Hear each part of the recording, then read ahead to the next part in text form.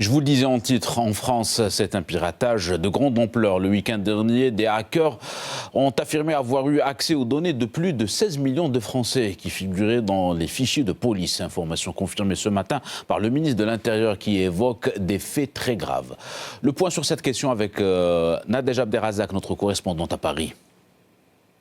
C'est l'un des lieux les plus sécurisés de France et pourtant le ministère de l'Intérieur a été la cible d'un piratage de données. Les hackers revendiquent avoir eu accès aux fichiers de police de plus de 16 millions de Français.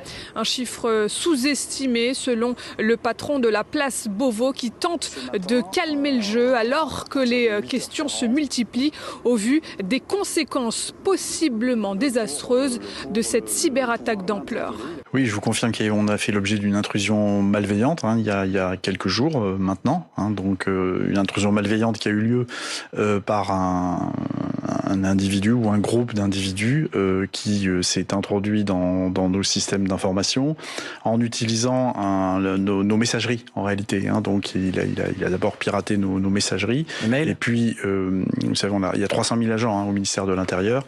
Et donc à partir de certaines boîtes professionnelles, il a pu récupérer des codes d'accès qui sont échangés en clair, en dépit de toutes les règles de prudence pourtant que l'on diffuse très régulièrement. Il suffit de quelques individus qui ne respectent pas ces règles et quelqu'un de malveillant peut récupérer un certain nombre de mots de passe qui lui ont permis. Non, c'est pas ce que je suis en train de vous dire. Ils ont récupéré des mots de passe sur des boîtes mail et ils ont pu effectivement la personne a pu accéder à certains de nos systèmes d'information. Oui, je vous le confirme. Qu'est-ce qu'il a volé ? On ne connaît pas l'ampleur des compromissions. On ne la connaît pas encore. On ne sait pas ce qui a été extrait. Voilà, moi, à date, je sais qu'il y a quelques dizaines de fiches qui ont pu être sorties du système. On parle de millions de données. Je vous parle de quelques dizaines.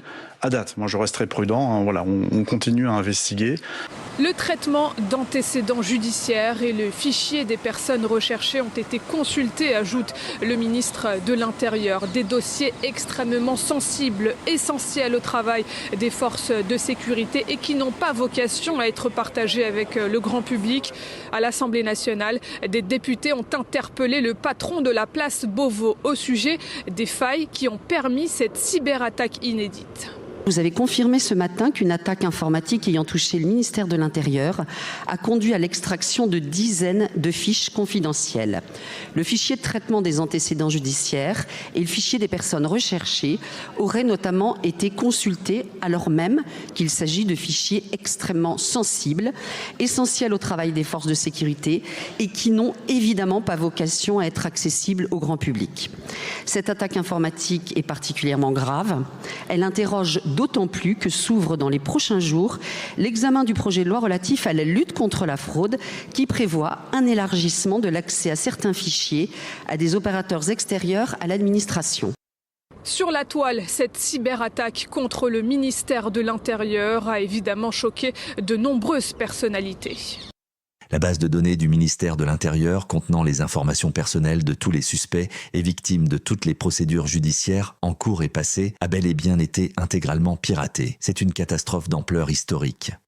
L'incompétence suscite encore un scandale d'État. Le pillage des bases de données du ministère de l'Intérieur confirme les ingrédients de la Macronie. Arrogance, incompétence, intolérance, ignorance, népotisme, irresponsabilité, corruption, mépris, mensonge, tyrannie. 2 enquêtes judiciaires et administratives ont été ouvertes. La CNIL, la Commission nationale de l'informatique et des libertés, a été saisie.